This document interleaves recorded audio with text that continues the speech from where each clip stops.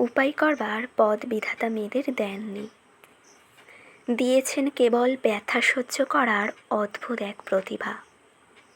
এই কথাটা প্রথম শুনলে মনে হয় এ যেন একটা অভিযোগ, কিন্তু আসলে এ এক অসহায় স্বীকারোক্তি।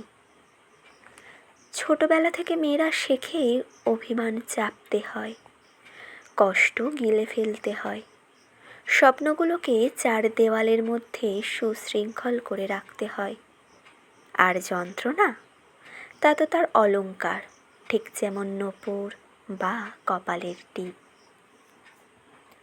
পুরুষের জন্য উদ্যোগ শব্দটা গর্ভ, আর মেয়েদের জন্য উদ্যোগ নাকি বেশি হয়ে গেলে উচ্চাকাঙ্ক্ষা বলে গাল দেওয়া হয়। মেয়ে হয়ে উপায় খুঁজো না, সহ্য করো, এই তো যুগ যুগ ধরে সমাজের দেওয়া অনুশাসন। বিধাতা যেমন এক নিষ্ঠুর শিল্পী, যিনি ক্যানভাসে শুধু রং দেন কষ্টের, কিন্তু ব্রাশ তুলে নেন যখনই মেয়েরা নিজস্ব আঁচড়ে জীবন আঁকতে চায়। তবুও মেয়েরা বাঁচে, প্রতিদিন বাঁচে। উপায় না পেলেও তারা দেওয়াল ভাঙে, নীরব হয়ে লড়াই করে, চোখের জলে নদী গড়ে। ব্যথা সহ্য করাই যে তাদের শক্তি।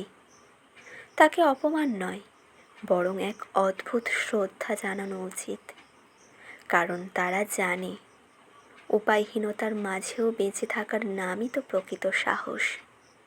আর মেয়েরা সেই সাহসের ছায়া হয়ে যুগের পর যুগ বেঁচে থাকে। যদি কোনোদিন বিধাতা আবার কলম ধরেন, তবে তাকে অনুরোধ জানাবো, এইবার মেয়েদেরও উপায় করবার পথ দিয়ে দিও। কারণ শুধু ব্যথা সহ্য করার শক্তি থাকলেই তো জীবন হয় না।